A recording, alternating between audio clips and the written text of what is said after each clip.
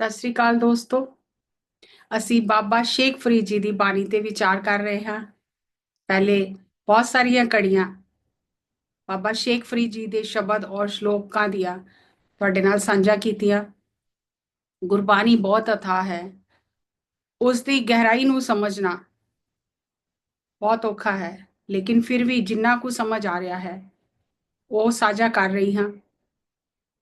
ਹੋ ਸਕਦਾ ਹੈ ਤੁਹਾਨੂੰ ਉਸ ਤੋਂ ਵੀ ਜ਼ਿਆਦਾ ਸਮਝ ਆ ਰਹੀ ਹੋਵੇ, ਤਾਂ ਤੁਸੀਂ ਜ਼ਰੂਰ ਕਮੈਂਟ ਬਾਕਸ ਵਿੱਚ ਲਿਖ ਕੇ ਮੈਨੂੰ ਦੱਸਣਾ, ਮੈਨੂੰ ਵੀ ਅੱਛਾ ਲੱਗੇਗਾ। ਬਾਬਾ ਸ਼ੇਖ ਫਰੀਦ ਜੀ ਨੇ ਸਾਨੂੰ ਜ਼ਿੰਦਗੀ ਦੇ ਹਰ ਇੱਕ ਪਹਿਲੂ ਦੀ ਜਾਣਕਾਰੀ ਦਿੱਤੀ।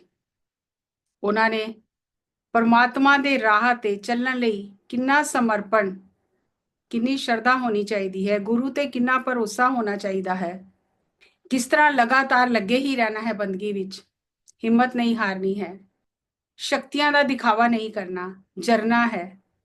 ਜਵਾਨੀ ਹਮੇਸ਼ਾ ਨਹੀਂ ਰਹਿਣੀ। ਜਵਾਨੀ ਵਿੱਚ ਅਗਰ ਪਰਮਾਤਮਾ ਨੂੰ ਯਾਦ ਕੀਤਾ ਤਾਂ ਬੁਢਾਪਾ ਸੌਖਾ ਹੋ ਜਾਏਗਾ। आखिर एक दिन जाना ही है। जन्म और मरण, इस चक्कर चों बाहर निकलना है। इस शरीर ਨੂੰ ਹਰ ਇੱਕ ਨੇ ਛੱਡ ਕੇ ਜਾਣਾ ਹੈ। ਫਿਰ ਇਸ ਸ਼ਰੀਰ ਨਾਲ ਇੰਨਾ ਮੋਹ ਕਿਉਂ ਹੈ? ਇਸ ਸ਼ਰੀਰ ਨਾਲ ਪਰਮਾਤਮਾ ਦੀ ਬੰਦਗੀ ਕਰੀਏ ਤਾਂ ਕਿ ਅੱਗਾ ਸਾਡਾ ਸੁਧਰ ਜਾਏ, ਸੌਖਾ ਹੋ ਜਾਏ। ਉਹਨਾਂ ਨੇ ਆਪਣੀ ਬਾਣੀ ਵਿੱਚ ਇਹ ਸਾਰੇ ਸੂਤਰ ਪਿਰੋਏ ਹਨ। ਅੱਜ ਅਸੀਂ ਜੋ ਸ਼ਲੋਕ ਲੈ ਰਹੇ ਹਾਂ ਉਹਦੇ ਵਿੱਚ ਉਹਨਾਂ ਨੇ ਬੰਦੇ ਨੂੰ ਇਹ ਸਮਝਾਇਆ ਹੈ ਕਿ ਤੂੰ ਮੌਤ ਤੋਂ ਡਰਦਾ ਕਿਉਂ ਹੈ? ਉਹ ਤੇ ਆਣੀ ਹੀ ਹੈ, ਉਹਦੇ ਲਈ ਤਿਆਰੀ ਕਰ, ਡਰ ਨਾ, ਕਿਉਂਕਿ ਇੱਥੇ ਕੋਈ ਵੀ ਹਮੇਸ਼ਾ ਨਹੀਂ ਰਿਹਾ ਔਰ ਨਾ ਰਹਿ ਸਕਦਾ ਹੈ। ਇਸ ਲਈ ਮੌਤ ਤੋਂ ਡਰ ਨਾ, ਉਹਨੇ ਤੇ ਆਣਾ ਹੀ ਹੈ। ਇੱਕ ਦਿਨ ਘਰ ਵਾਪਸ ਜਾਣਾ ਹੀ ਹੈ, ਫਿਰ ਡਰ ਕਿਸ ਗੱਲ ਦਾ? ਅੱਜ ਦੇ ਸ਼ਲੋਕ ਵਿੱਚ ਸਾਨੂੰ ਇਹੀ ਸਮਝਾ ਰਹੇ ਹਨ। ਫਰੀਦਾ ਦਰਿਆਵੇ ਕੰਨੇ ਬਗਲਾ ਬੈਠਾ ਕੇਲ ਕਰੇ, ਕੇਲ ਕਰੇਂਦੇ ਹੰਝਨੋ ਅਚਿੰਤੇ ਬਾਜ ਪਏ ਤਿਸ ਰੱਬ ਦੇ ਕੇਲਾ ਵਿਸਰੀਆਂ, ਜੋ ਮਨ ਚਿੱਤ ਨਾ ਚੇਤੇ ਸਨ ਸੋ ਗਾਲੀ ਰੱਬ ਕੀਆਂ। ਕਹਿੰਦੇ ਹਨ, ਹੇ ਫਰੀਦਾ, ਦਰਿਆ ਦੇ ਕਿਨਾਰੇ ਬਗਲਾ ਬੈਠ ਕੇ ਖੇਲ ਰਿਹਾ ਹੈ ਔਰ ਖੇਲ ਕਰਦੇ ਕਰਦੇ ਬਗਲੇ ਨੂੰ ਅਚਾਨਕ ਬਾਜ ਨੇ ਆ ਕੇ ਪਕੜ ਲਿਆ। ਯਾਨੀ ਇਹ ਮਨੁੱਖ, ਜੀਵਾਤਮਾ ਇਸ ਸੰਸਾਰ ਦੇ ਦਰਿਆ ਤੇ ਖੇਲ ਰਹੀ ਹੈ ਔਰ ਇਹ ਭੁੱਲ ਹੀ ਗਈ ਹੈ ਕਿ ਮੈਂ ਵਾਪਸ ਜਾਣਾ ਹੈ। ਇੱਕ ਦਿਨ ਮੈਨੂੰ ਮੌਤ ਰੂਪੀ ਬਾਜ ਆ ਕੇ ਲੈ ਜਾਏਗਾ। ਉਹ ਆਪਣੀਆਂ ਖੇਲਾਂ ਵਿੱਚ ਮਸਤ ਹੈ, ਲੇਕਿਨ ਖੇਲ ਖੇਲਦੀ ਜੀਵਾਤਮਾ ਨੂੰ ਅਚਾਨਕ ਮੌਤ ਰੂਪੀ ਬਾਜ ਨੇ ਆ ਕੇ ਪਕੜ ਲਿਆ। ਜਿਸ ਵੇਲੇ ਬਾਜ ਨੇ ਆ ਕੇ ਪਕੜਿਆ ਤਾਂ ਕਹਿੰਦੇ ਹਨ, ਬਾਜ ਪਏ ਤਿਸ ਰੱਬ ਦੇ ਕੇਲਾਂ ਵਿਸਰੀਆਂ। ਉਸ ਰੱਬ ਦੇ ਦੂਤ, ਉਸ ਮੌਤ ਦੇ ਬਾਜ ਨੇ ਆ ਕੇ ਜਿਸ ਵੇਲੇ ਪਕੜਿਆ ਤਾਂ ਸਭ ਖੇਡਾਂ ਭੁੱਲ ਗਈਆਂ। ਕਹਿੰਦੇ ਹਨ, ਜੋ ਮਨ ਚਿੱਤ ਨਾ ਚੇਤੇ ਸਨ, ਜੋ ਮੇਰੇ ਚਿੱਤ ਚੇਤੇ ਵਿੱਚ ਵੀ ਨਹੀਂ ਸੀ ਕਿ ਮੈਂ ਇਸ ਦੁਨੀਆ ਤੋਂ ਚਲੇ ਜਾਣਾ ਹੈ। ਇਹੋ ਜਿਹੀਆਂ ਪਰਮਾਤਮਾ ਦੀਆਂ ਗੱਲਾਂ ਹਨ। ਮੇਰੇ ਚਿੱਤ ਚੇਤੇ ਵਿੱਚ ਵੀ ਨਹੀਂ ਸੀ, ਮੈਂ ਸੋਚਿਆ ਵੀ ਨਹੀਂ ਸੀ ਕਿ ਮੈਂ ਇਸ ਸੰਸਾਰ ਤੋਂ ਚਲੇ ਜਾਣਾ ਹੈ, ਤੇ ਪਰਮਾਤਮਾ ਨੇ ਆਪਣੇ ਮੌਤ ਰੂਪੀ ਫਰਿਸ਼ਤੇ ਨੂੰ ਭੇਜ ਕੇ, ਬਾਜ ਨੂੰ ਭੇਜ ਕੇ ਉਹ ਸਾਰੀਆਂ ਖੇਡਾਂ ਭੁਲਾ ਦਿੱਤੀਆਂ ਤੇ ਜੀਵ ਆਤਮਾ ਨੂੰ ਇਸ ਸਰੀਰ ਤੋਂ ਕੱਢ ਕੇ ਲੈ ਗਿਆ। ਬਾਬਾ ਸ਼ੇਖ ਫਰੀਦ ਜੀ ਦੇ ਜੀਵਨ ਦੀ ਇੱਕ ਘਟਨਾ ਹੈ। ਇੱਕ ਵਾਰੀ ਉਹ ਜੰਗਲ 'ਚ ਬੈਠ ਕੇ ਤਪੱਸਿਆ ਕਰ ਰਹੇ ਸਨ। ਨੇੜੇ ਹੀ ਇੱਕ ਦਰਿਆ ਵਗਦਾ ਸੀ। ਇੱਕ ਵਾਰੀ ਉਸ ਦਰਿਆ ਵਿੱਚ ਇੱਕ ਬੇੜੀ ਡੁੱਬ ਗਈ। ਉਸ ਬੇੜੀ ਵਿੱਚੋਂ ਕਾਫੀ ਲੋਕ ਦਰਿਆ ਵਿੱਚ ਡੁੱਬ ਗਏ। ਗੋਤਾਖੋਰ ਲਗਾਏ ਗਏ। ਜੋ ਲੋਕ ਮਰ ਚੁੱਕੇ ਸਨ ਉਹਨਾਂ ਦੀਆਂ ਲਾਸ਼ਾਂ ਨੂੰ ਦਰਿਆ ਵਿੱਚੋਂ ਕੱਢਿਆ ਗਿਆ। ਉਹਨਾਂ ਦੇ ਰਿਸ਼ਤੇਦਾਰ, ਮਾਂ ਬਾਪ, ਭਰਾ ਭੈਣਾਂ ਰੋ ਰਹੇ ਸਨ। ਆਪਣੇ ਆਪਣੇ ਰਿਸ਼ਤੇਦਾਰਾਂ ਦੀਆਂ ਲਾਸ਼ਾਂ ਨੂੰ ਵੇਖ ਵੇਖ ਕੇ ਦੁਖੀ ਹੋ ਰਹੇ ਸਨ। ਇੱਕ ਬਜ਼ੁਰਗ ਮਾਈ, ਉਹਦਾ ਪੁੱਤਰ ਮਰ ਗਿਆ ਸੀ, ਉਹ ਵੀ ਬਹੁਤ ਵਿਲਾਪ ਕਰ ਰਹੀ ਸੀ। ਫਿਰ ਉਹ ਆਪਣੇ ਪੁੱਤਰ ਦੀ ਲਾਸ਼ ਨੂੰ ਲੈ ਕੇ ਉੱਥੋਂ ਜਾਣ ਲੱਗੀ ਤਾਂ ਰਸਤੇ ਵਿੱਚ ਉਸਨੇ ਦੇਖਿਆ ਕਿ ਕੋਈ ਫਕੀਰ ਬੰਦਗੀ ਕਰ ਰਿਹਾ ਹੈ। ਉਹਦੇ ਮਨ ਵਿੱਚ ਵਿਚਾਰ ਆਇਆ ਕਿ ਫਕੀਰ ਤੇ ਰੱਬ ਨੂੰ ਪਹੁੰਚਦੇ ਹਨ ਤੇ ਇਹ ਜ਼ਰੂਰ ਮੇਰੇ ਪੁੱਤਰ ਨੂੰ ਜਿੰਦਾ ਕਰ ਦੇਣਗੇ। ਤਾਂ ਉਹਨੇ ਉਸ ਪੁੱਤਰ ਦੀ ਲਾਸ਼ ਨੂੰ ਫਰੀਦ ਜੀ ਦੇ ਅੱਗੇ ਰੱਖ ਕੇ ਕਿਹਾ ਕਿ ਤੁਸੀਂ ਰੱਬ ਦੇ ਫਰਿਸ਼ਤੇ ਹੋ, ਫਕੀਰ ਹੋ, ਮੇਰੇ ਪੁੱਤਰ ਨੂੰ ਜਿੰਦਾ ਕਰੋ। ਉਹ ਮਾਂ ਬਹੁਤ ਵਿਲਾਪ ਕਰ ਰਹੀ ਸੀ। ਉਹਦੇ ਵਿਲਾਪ ਨੂੰ ਦੇਖ ਕੇ ਫਰੀਦ ਜੀ ਨੂੰ ਤਰਸ ਆ ਗਿਆ। करुणा आ गई ਤਾਂ ਉਹਨਾਂ ਨੇ ਅੱਲਾ ਅੱਗੇ ਪੁਕਾਰ ਕੀਤੀ, ਪ੍ਰਾਰਥਨਾ ਕੀਤੀ ਕਿ ਮੈਂ ਜੋ ਬੰਦਗੀ ਕੀਤੀ ਹੈ, ਮੈਂ ਕਦੀ ਕੁਝ ਨਹੀਂ ਮੰਗਿਆ, ਪਰ ਅੱਜ ਮੈਂ ਅੱਲਾ ਤੇਰੇ ਤੋਂ ਇਹ ਮੰਗਦਾ ਹਾਂ ਕਿ ਇਸ ਮਾਈ ਦਾ ਪੁੱਤਰ ਜਿੰਦਾ ਹੋ ਜਾਏ। ਤਾਂ ਉਸ ਮਾਈ ਦਾ ਪੁੱਤਰ ਜਿੰਦਾ ਹੋ ਗਿਆ।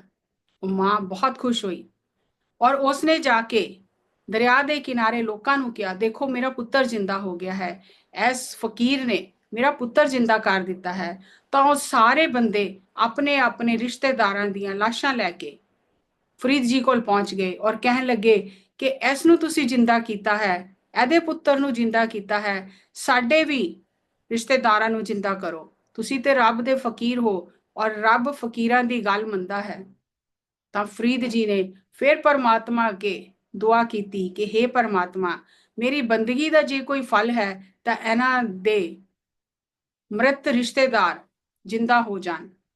ਤਾਂ ਉਸ ਵੇਲੇ ਫਰੀਦ ਜੀ ਨੂੰ ਆਕਾਸ਼ਵਾਣੀ ਸੁਣਾਈ ਦਿੱਤੀ। ਪਰਮਾਤਮਾ ਨੇ ਕਿਹਾ, हे ਫਰੀਦ, ਤੂੰ ਐਨੀ ਬੰਦਗੀ ਮੁਰਦੇ ਜਿੰਦਾ ਕਰਨ ਵਾਸਤੇ ਕੀਤੀ ਹੈ ਜਾਂ ਮੈਨੂੰ ਪਾਣ ਵਾਸਤੇ ਕੀਤੀ ਹੈ?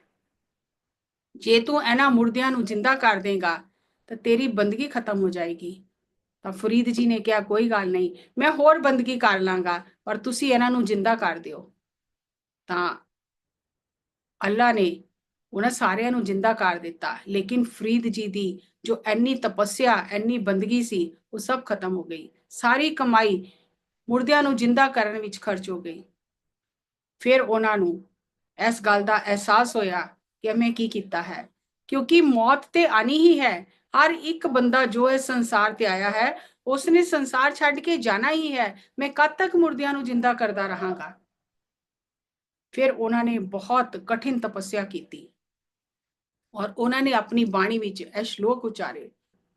ਫਰੀਦ ਜੀ ਕਹਿੰਦੇ ਹਨ, ਫਰੀਦਾ ਗੋਰ ਨਿਮਾਨੀ ਸੱਡ ਕਰੇ, ਨੀ ਘਰਿਆ ਘਰ ਆਓ, ਸਰ ਪਰ ਮੈਥੇ ਆਵਣਾ, ਮਰਨੋਂ ਨਾ ਡਰਿਆਓ।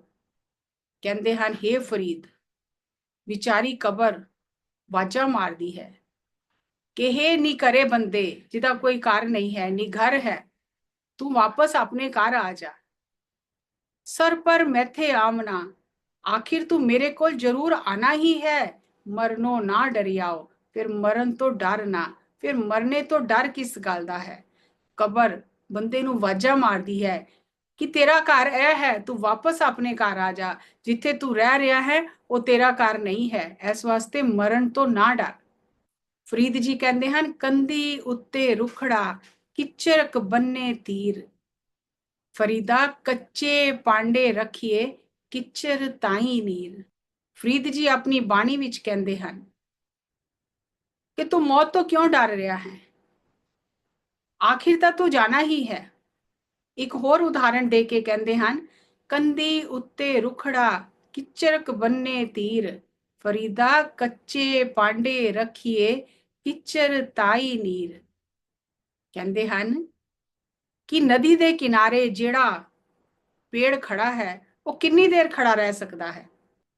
ਦੂਜਾ ਉਦਾਹਰਣ ਦੇ ਕੇ ਕਹਿੰਦੇ ਹਨ ਕਿ ਕੱਚੇ ਮਿੱਟੀ ਦੇ ਭਾਂਡੇ ਵਿੱਚ ਕਿੰਨੀ ਦੇਰ ਤੱਕ ਪਾਣੀ ਟਿਕ ਸਕਦਾ ਹੈ, ਕਿੰਨੀ ਦੇਰ ਤੱਕ ਪਾਣੀ ਰਹਿ ਸਕਦਾ ਹੈ।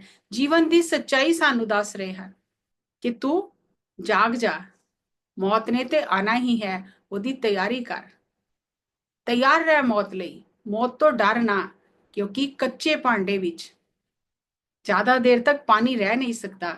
ਨਦੀ ਕਿਨਾਰੇ ਖੜਾ ਪੇੜ ਜ਼ਿਆਦਾ ਦੇਰ ਤੱਕ ਖੜਾ ਨਹੀਂ ਰਹਿ ਸਕਦਾ, ਆਖਿਰ ਉਹਨੇ ਡਿੱਗਣਾ ਹੀ ਹੈ। ਇਸ ਤਰ੍ਹਾਂ ਫਰੀਦ ਜੀ ਨੇ ਆਪਣੀ ਬਾਣੀ ਵਿੱਚ ਸਾਨੂੰ ਕਈ ਉਦਾਹਰਨਾਂ ਨਾਲ ਜੀਵਨ ਦੀ ਸੱਚਾਈ ਸਮਝਾਈ ਹੈ। ਹਰ ਬੰਦਾ ਮਰਨੇ ਤੋਂ ਡਰਦਾ ਹੈ।